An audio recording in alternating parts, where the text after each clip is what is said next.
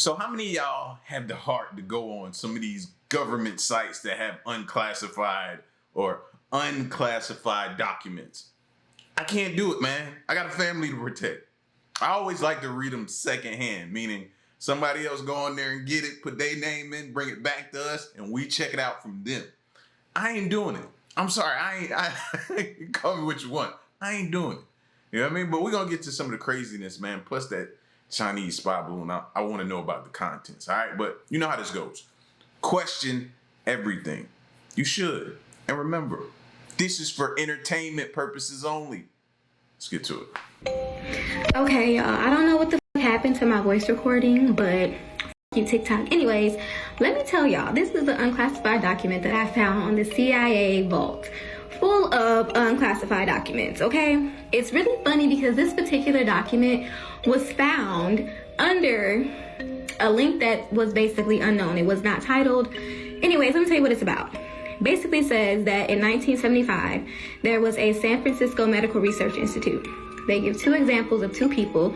There was a Dean Kraft and there was a Nina something. I don't know what her last name was. I can't pronounce that shit. I almost had a seizure trying to. Anyways, it goes on to say that Dean Kraft, he was to try physically, without any physical contact, he was to try to physically lower the blood pressure and heart rate of a laboratory rat. It goes on to say that there were people that were able to watch this, and they watched it for about, I think it was 20 minutes. And over the course of 20 minutes, he was able to lower this heart rate of a lab rat physically with no physical contact, so basically mentally, until the point that the lab rat died. Then he goes on to talk about the Nina, I'm not even gonna try and pronounce her name.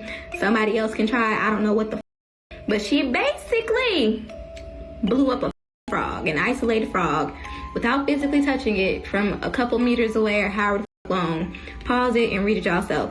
These unclassified documents, they had me in a chokehold, y'all. I'm reading this at work, at home, on my, on the toilet. What the So anyways, part one of the document that I found. Yeah. I can't wait till we get to know who some of these people are. They come out and do interviews and tell us, really give us the real. I cannot wait for that day, bro. To me, that's going to be deemed a national holiday. I'm taking that day off. I'm going to be glued to my TV or wherever I'm watching it at. I'm not moving. I'm not, the world can burn up around me. I'm not moving. I'm going to be watching that. Did you know that it's illegal for humans to communicate with wild dolphins? Yeah, you didn't know that, did you? Yes, you heard it right. There's an actual law that makes it illegal to interact or communicate with dolphins. But why? And how could humans even communicate with them in the first place? Let's dive in. No pun intended. But yeah, let's dive in. Let's talk about how humans could communicate with dolphins. Well, some people feel that it could be possibly done telepathically. Yes, like mind-to-mind communication. Dolphins, they're incredibly intelligent, with minds that's capable of picking up human emotions. Yes. Some even say dolphins can sense our emotions without us even saying anything. I mean, I believe it. But let me give you a banger though. Dolphins can communicate with each other miles away. Like miles away. Yes. They use a complex system of clicks, whistles, and even low frequency sounds that travels throughout the ocean. Some scientists even believe that they use the Earth's magnetic field to get messages across from a long distance. So why is it illegal for humans to communicate with them? In the 1960s, NASA and the US government actually studied dolphins to see if they can help us understand extraterrestrials even more. Because you know, NASA did start out in the ocean. They didn't start in space, but that's a whole nother video. But after years of research, they shut it down and they made it illegal for us to communicate with wild dolphins. So I wonder why, after they did their study, they made it illegal for us to communicate with wild dolphins. Some say because we discovered that dolphins are too intelligent and maybe even more intelligent than we can handle. But here's the trippy thing though. Some scientists believe that dolphins are connected to a universal consciousness.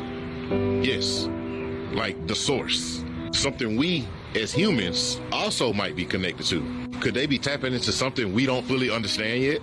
Is that why the government don't want us talking to them? It sounds crazy, huh? Don't want us communicating with animals. So next time you see a dolphin, remember, they're way more advanced than we think. And maybe, just maybe, they're trying to tell us something that we might not be ready to hear yet. All right? Y'all make sure y'all let me know if y'all want to see more videos like this. Dr. Dolittle tried to tell us. They tried to tell us in that Dr. Dolittle movie. But we just thought it was all so entertaining. And see, then again, and at the same time, me as a kid, anytime you told me don't do something, I wanted to know why. Maybe that's why I'm a conspiracy theorist today. So you telling us not to communicate them only intrigues me even more. Why do you not want me communicating with them? What do they have answers to? They might have the answers to the test. They could have the answers to the test. You want to talk about some food recalls that are going on?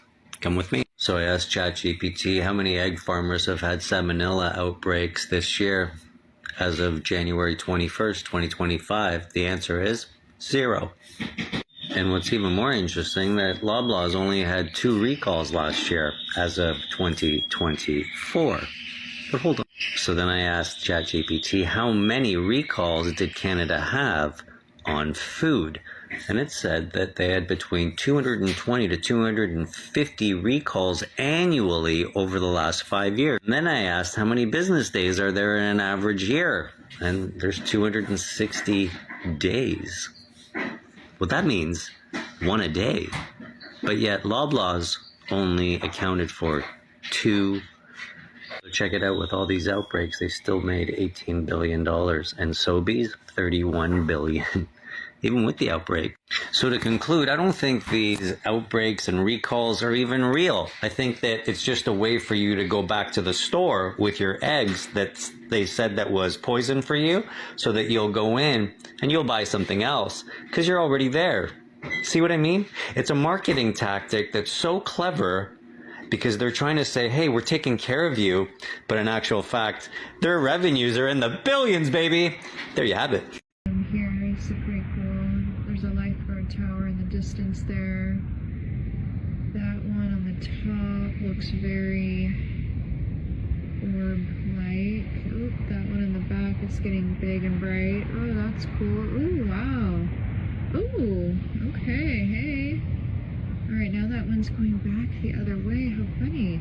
It's odd because tonight I'm seeing them do interesting things in that they're going back and forth. I don't recall ever seeing them change the direction so quickly. There's some more coming this way here.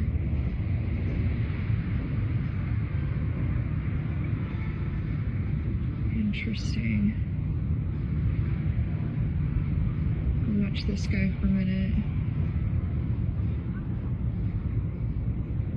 It's a really pretty sunset tonight. In the distance there's Catalina Island. This is Long Beach, California. Oh, there's some more coming in the distance here. If you can see, there's 2 more. Ooh, those are big. Oh wow, cool. So there's not usually objects kind of over in that direction or that big. I wish there was some kind of way for everybody to get together and share all of the stuff that they've recorded or seen, so we can kind of put together some type of list and figure out where the most activity is, because then we can figure out or pinpoint possibly a hub they're located, or what the places they're trying to go to look for something. Like, if we could get some kind of way to get that data. That one's pretty big there. That one just kind of, you saw that was really bright, and now it's not so bright anymore, and now that one's really bright.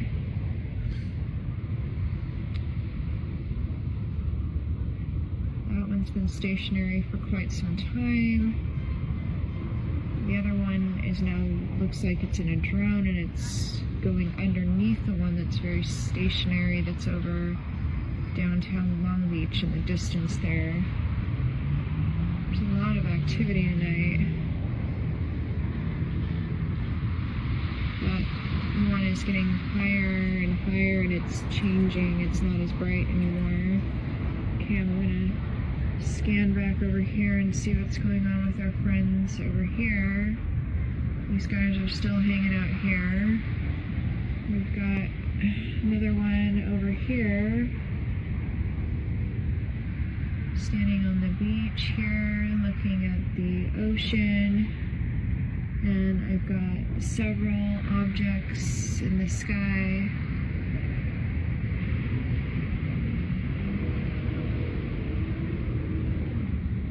This one appears to be coming close. My camera's pointed at the horizon. This one is kind of going over my head here soon.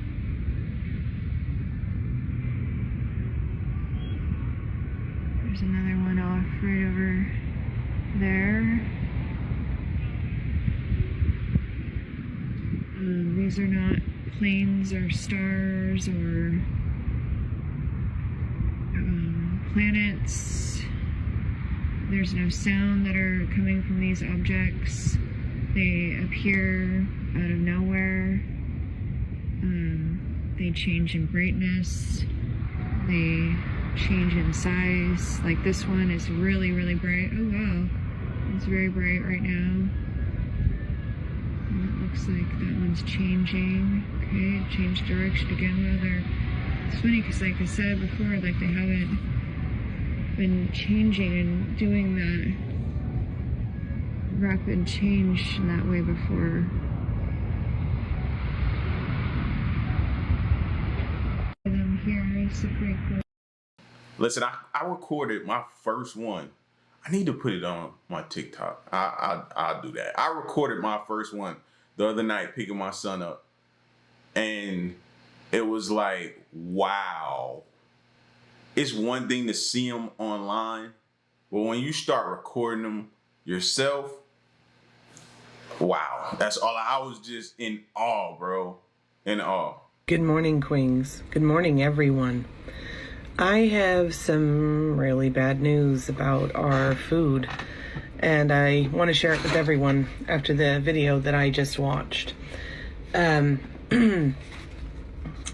Coffee, olive oil, cocoa, so chocolate, rice, fruit like oranges, lemons, limes, grapefruit, and tomatoes, eggs, butter and milk, because the cost of hay for the cows, for the farmers, for the cows to eat, has gone up significantly. Honey, because of weather patterns and the fires. Vanilla, tuna, because it has the cost of fuel. For one trip, it used to be $40,000. Now it is about $95,000.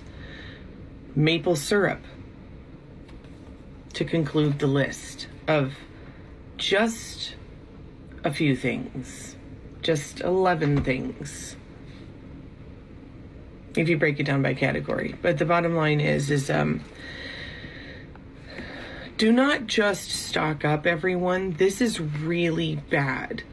Like, there are pests eating the fruit, but they're not just eating the fruit, they're destroying the tree and they're not producing any more fruit. Like, it's serious. Get seeds, everyone. Chickens, if you can, and keep them away from the birds. It's the bird flu. Things like that. Like, we're going to have to change the way we do everything when it comes to our food, our breakfast, our lunch, our dinner, really. Our way of life, our lifestyle is about to change because of climate change, number one. That is the big thing causing the bugs to do what they're doing, the weather patterns to change. It's confusing the bees, that's stopping the honey production. So with that said, Here's your proof, Donald Trump. Next month, it hits. Everyone, I hope everyone realizes that if we wanted to pull together and make our own community and band together with our resources, that we could save ourselves. I'm down. I'm ready. We don't necessarily need the grocery stores. Get your hands on everything. Did you know one of the easiest things to grow, and you only need the top of it? Pineapple trees. And they grow pretty much anywhere. So with that, if you can find one with the top on it and just a little bit of the bottom, you know, of the green stalk, and it'll grow. Look up how to do it. It's time to start farming, everyone, and finding clever netting, clever, safe ways to keep the birds away from your animals. Find other ways of farming. We're just going to have to redo and rethink everything and find new ways of thwarting the new bugs. And we're also going to have to thwart climate change in any way we can. This is not a joke. This is not a game. And this is worldwide. Listen, I've been saying this. Come together. It's our way to survive everything, because clearly there is a shift. There is a shift going on. And I don't know, the food is not conducive for us to be eating it. We need to grow our own, and we need to come together. Those who know, have the knowledge, share the knowledge. Those of you good with your hands, show others how to do it. We all come together, this big piece of land, do it, and show them that we don't need them. Right? That we have the power. And if we want to, you know what I mean, negotiate with them, we can. If we want to do our own technology thing, we can. But I bet they'll be knocking on the door because they need us, or we'll really have to protect ourselves because they'll be trying to come get us. Conspiracy is the hardest crime to beat. Yes, this is really true. The feds have, I believe, a 98% conviction rate. That means that 98 people are going to prison out of 100, and 2 people are either getting the charges dropped or they're taking it to trial and they win.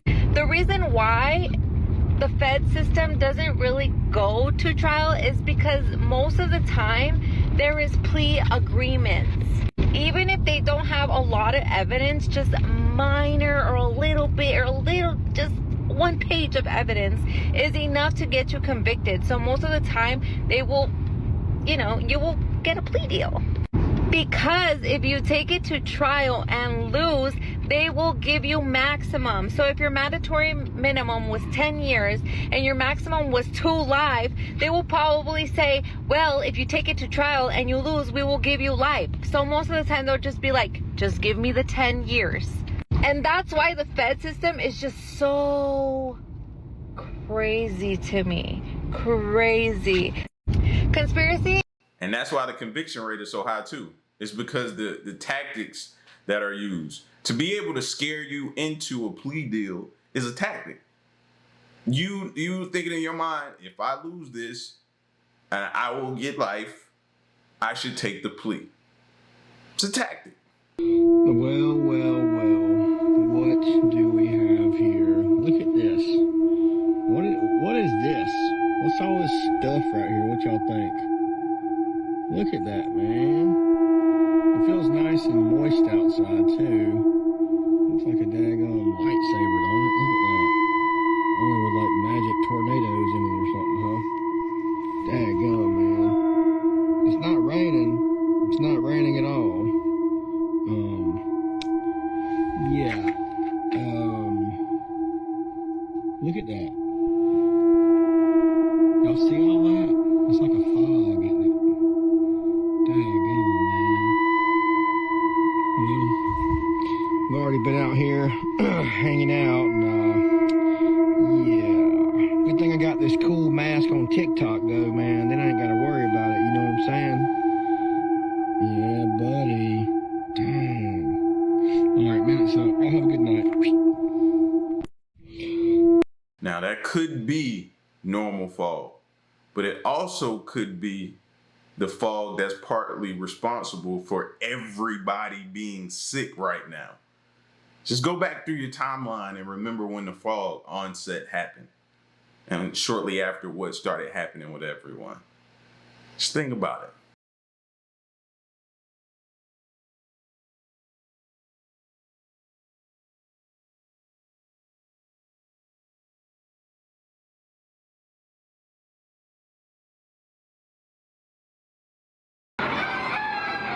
Tonight, as the CDC confirms another human case of the bird flu, the ongoing outbreak wreaking havoc on the nation's egg supply, sending prices to record levels across the U.S. According to the Bureau of Labor Statistics, the price of eggs are up 53% in the past year to $4.95 a dozen. Shortages coast to coast, from long lines for fresh eggs in California to empty shelves in New York. I go to the store and it's like $10 a carton. I'm like, what? Lawmakers in Nevada suspending a cage-free law to meet demand. Stores including Costco, Trader Joe's, Walmart, Whole Foods, and Kroger now limiting how many cartons of eggs customers can buy. All of this coming at a time when breakfast is booming at restaurants. While some chains use substitutes, others use real eggs in their breakfast items, including McDonald's, Taco Bell, Wendy's, Panera, and Waffle House, which recently added a 50-cent surcharge per egg. Everybody should be using real eggs. We don't want no substitute. I can't speak for y'all. I don't want no substitute. I want a real egg. But I keep telling y'all, pay attention for that.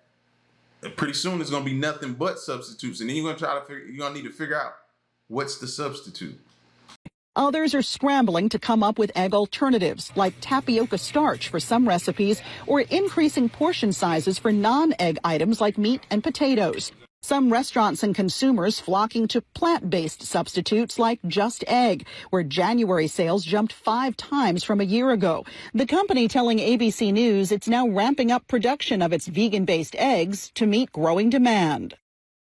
Officials say don't expect any relief down the egg aisle anytime soon. With Easter just weeks away, demand is expected to rise, and the Department of Agriculture predicts prices will go up another 20% this year. Alexis Christoforous, ABC News, New York. Right now, there's obviously good reason to be concerned about censorship. The current administration has scrubbed all kinds of information from different governmental websites and databases. Different agencies are being told not to communicate with the public. And in that situation, one of our jobs becomes figuring out how to get credible information about different things. And with all the funding issues that are happening right now, I wanted to get you all looped into what GRIST is doing right now. GRIST is a nonprofit media outlet. They cover climate change. And they've developed a tool to help you understand where funding for climate and infrastructure is going in your area and whether or not funding for those projects has been released or not. They're tracking funds from the Inflation Reduction Act and the Bipartisan Infrastructure Law, both passed under Biden. And anyone can use this tool to figure out what kind of climate projects the federal government is funding in your area. So I put in Polk County, Iowa, which is the area that I'm kind of in. It has 304 projects in those 2 pieces of legislation for that amount of money. And then each of those circles down there corresponds to a different project. You can click on them to find out more about what agency is heading it, what the description of the project is, what the funding amount is supposed to be.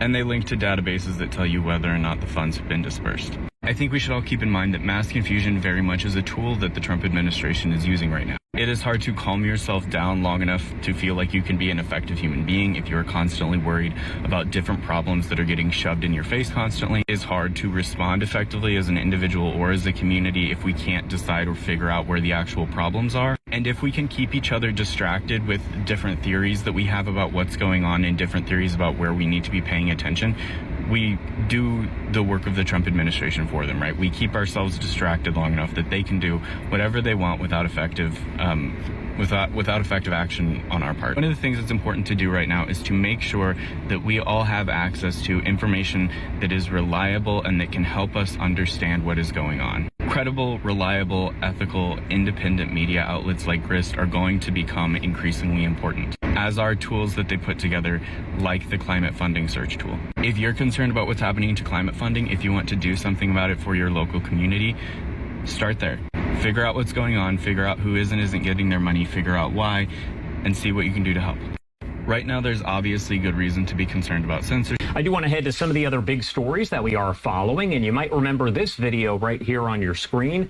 2 years after a mysterious Chinese spy balloon was shot down off the coast of South Carolina, we are learning new details about what was apparently inside.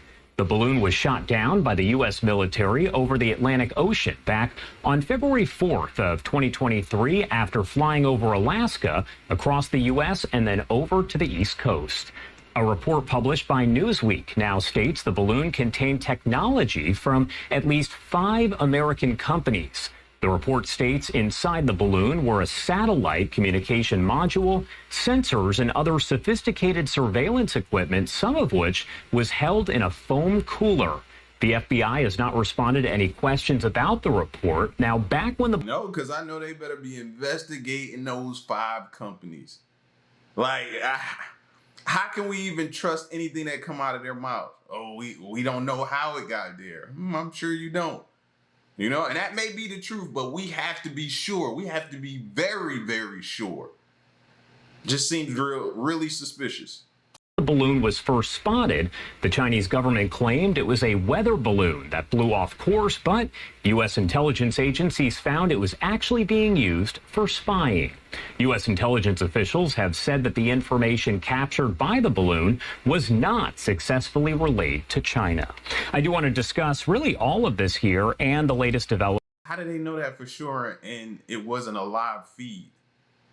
Like, I hope we're not that quick to think that or come to that conclusion. So let's bring in a guest again to discuss all of it. We do have Patrick Cronin, the Asia Pacific Security Chair over at the Hudson Institute. Thank you so much for taking the time to join us here and help discuss this all really just a little bit further as we work to piece it all together. You're welcome. Of course. And first off, I do want to ask you, overall, what do you make of the contents here that were reported to be inside that balloon 2 years later?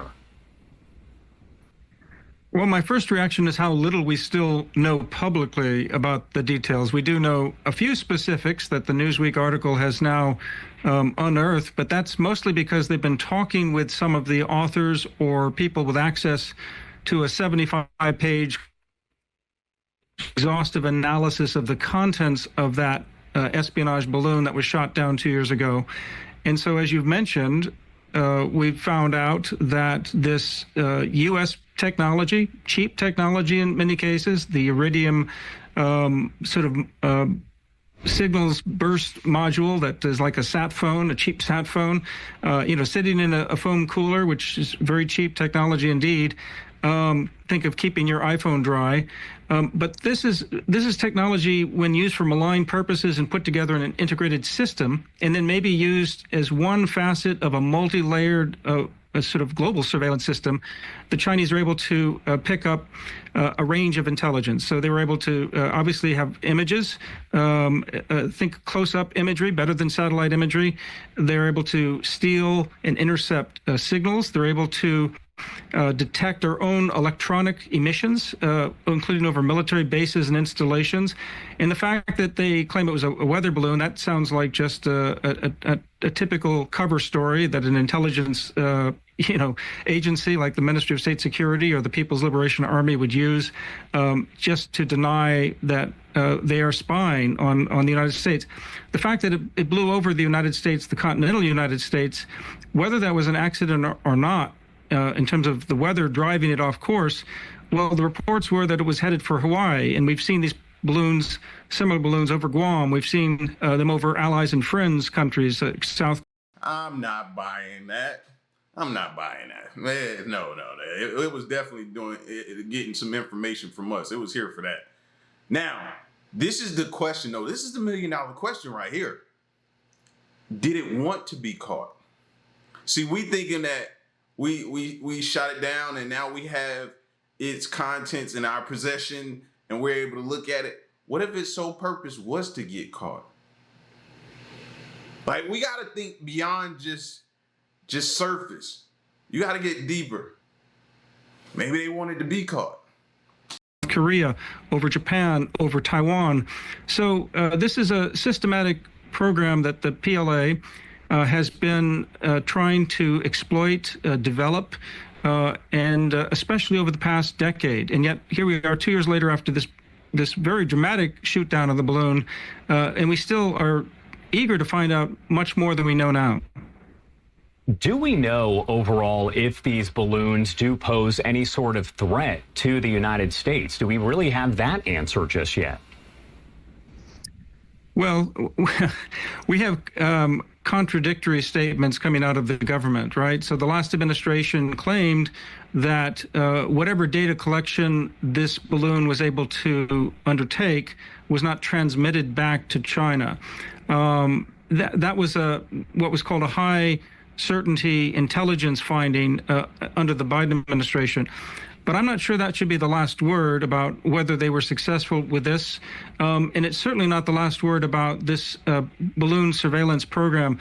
The fact that we have heard so little about the details of this, including even now with this excellent Newsweek report, but still one that's sketchy, and it's based on a verbal discussion of a report, not the actual 75-page detailed report, we're still left wondering how much of an espionage threat this really was. This was, just because it's using cheap technology, though, doesn't mean it wasn't a sophisticated espionage attempt, in the sense that we live in a world of ubiquitous, cheap digital technology. And if you can use that and string that together for malign purposes and get access, as the Chinese have been doing through this near space access, 20 kilometers above countries, above the United States, you're in a sweet spot to kind of get wide view technology coverage, and to go where places where United States government didn't think you'd be going, and not to mention other governments who don't have the same early warning systems, the same ability to sort of counter surveillance. So this is. So if you can make that statement, then you clearly agree with what I'm saying. They didn't care if they got that back, which should let you know that they got the information. They might not have physically wanted the balloon back, but they somehow had some relayed back to them to get the information as it was getting it, as it was obtaining it. It had to know that it was a possibility that it would be intercepted, and they may not get it back. So I'm pretty sure they were smart enough to try to make sure they got that information. So you always have to look at, I hope they looking at it as assuming that they got that information. It was a wide, a wide-eyed moment for the United States intelligence community and military community to realize this is a bigger, even if it's a cheap challenge. We don't want to use F-22s to be shooting down every little cheap spy balloon, but the spy balloons, just because they're cheap, relatively cheap, doesn't make them less of a threat.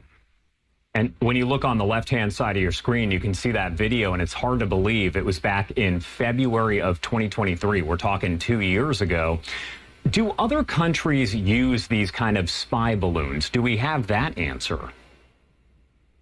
Well, we know balloons have been used for a couple hundred years for military battlefields and for spying. We certainly know that the United States, that Russia, Iran, North Korea have all used balloons for a variety of reasons, to collect data, or for, if communications were to fail, for emergencies.